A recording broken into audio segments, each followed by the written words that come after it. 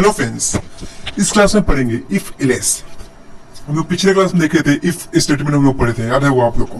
क्योंकि मैं दिखा देता हूँ आप लोग को। इफ स्टेटमेंट ये सब चीज हम लोग पढ़े थे और इसका प्रैक्टिकल भी देखे थे। उम्मीद है आप लोग को समझ में आ गया होगा। इस क्लास में पढ़ेंगे इफ स्टेटमेंट, मतलब इफ एल्स पढ़ेंगे। तो चलिए देखते हैं इफ एल्स होता क्या है क्या नहीं। देखिए इफ एल्स क्या होता है। If condition returns true and then the statement inside body if are executed and then the statement inside body is executed. Okay, ध्यान से समझिए if else होता क्या है।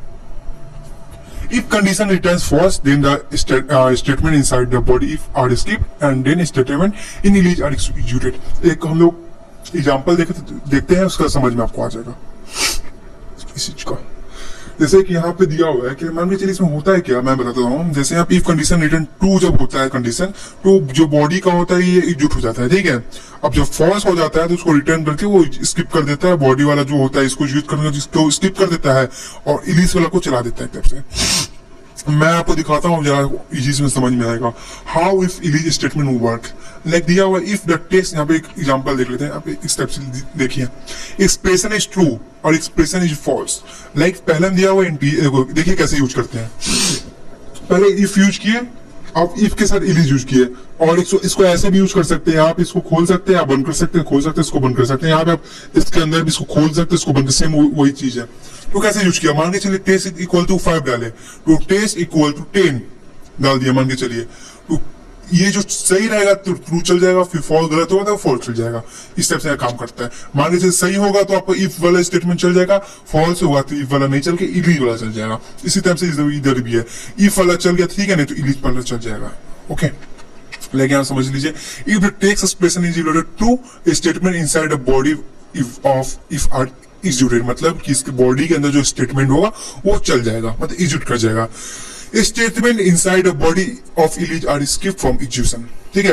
If the text expression is false, तो फॉल्स हो जाएगा statement inside the body false are executed, false वाला बॉडी इलिज कर जाएगा, मतलब कि एग्जीक्यूट हो जाएगा, ठीक है। Statement inside the body of if are skip from execution, if को स्किप कर देगा, मतलब इफ वाला स्किप कर देगा, एल्स वाला पार्ट चल जाएगा। इस टाइप से चलता है।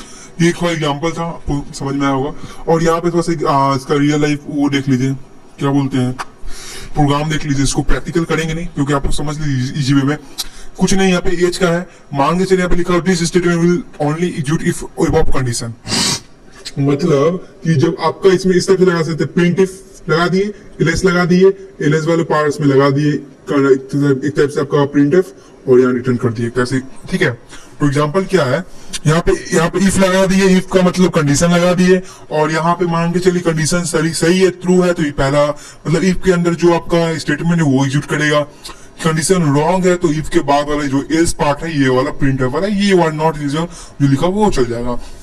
तो लाइक है यहाँ पे हम लोग इंटर एज हम लोग 18 की है, तो 18 सही है तो हम लोग का इफ के अंदर चल जाएगा, मतलब लिख देगा you are eligible for voting.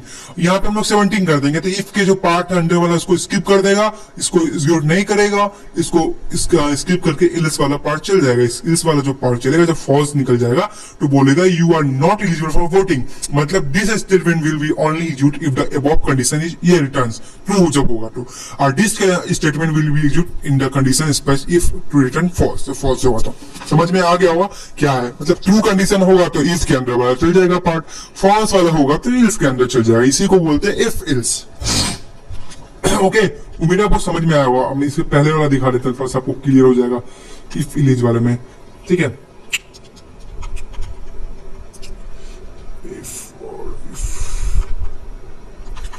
कहा गया इफ स्टेटमेंट में ये चीज आप देखे होंगे। इफ एक्सप्रेशन में इसमें अब डायरेक्ट वो स्टेटमेंट चल जाता था, और इसमें आपको एल्स पार्ट का यूज करना पड़ता था। पहले वहां पे एल्स यूज नहीं करते थे, यहाँ पे एल्स यूज करना होता है। उम्मीद समझ में आया होगा, इसको ट्राई कीजिएगा, चल जाएगा। अब रिमेंबर पॉइंट, कुछ रिमेंबर करना, remembering the point, like the L's statement can not be use without if. आप एल्स स्टेटमेंट यूज नहीं कर सकते विदाउट द इफ के साथ ही यूज कर सकते हैं else. No multiple else statement are allowed with one if, एक इफ के साथ मल्टीपल स्टेटमेंट एल्स मतलब अलाउड नहीं है। Else statement has no expression, ठीक है। Number of else cannot be created and number of if. Okay, ध्यान से रखिएगा, इसको कुछ रिमेंबर पॉइंट है, नोट बना के रख लीजिए। आप लोग पढ़ते हैं नेस्टेड इफ एंड इलिज स्टेटमेंट। ये क्या होता है अब थोड़ा समझ लेते हैं नेस्टेड इफ का। कुछ ज्यादा कुछ नहीं है। When an if Illich statement is present inside the body of in order if or Illich, then it's called nested if। ठीक है, जब nested if क्या होता है, जब if के साथ एक और if लग जाए, दो if लग जाए एक टाइप से, तो nested Illich हो जाता है। ठीक है, मतलब in if Illich statement else block issued by default after failure, मतलब पहला वाला फेलियर होगा दूसरा चल जाएगा तो वो चल जाएगा nested if के ऊपर। The nested if else statement is used when programmer require more than one test expression, मतलब कि जो मैंने बताया दो होना चाहिए, वन से ज्यादा टेस्ट एक्सप्रेशन होना चाहिए if का, तो वो चल जाता है नेस्टेड इफ में।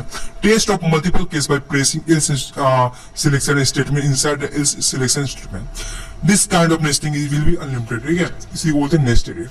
तो उम्मीद आपको इफ समझ में आया होगा इफ एल्स होता क्या है, और होगा तो मैं नेक्स्ट क्लास में आपको उसका थोड़ा सा प्रैक्टिकल दिखा दूंगा, तो थोड़ा सा आपको समझ में आ जाएगा। वैसे यहाँ पे प्रैक्टिकल में ये चीज आपको बता ही दी है, प्रोग्राम आपको समझ में आ ही गया होगा, इजी प्रोग्राम है, ध्यान से देख लीजिए। तो thanks for watching this class. Next class में प्रैक्टिकल हुआ तो दिखाएंगे। ओके।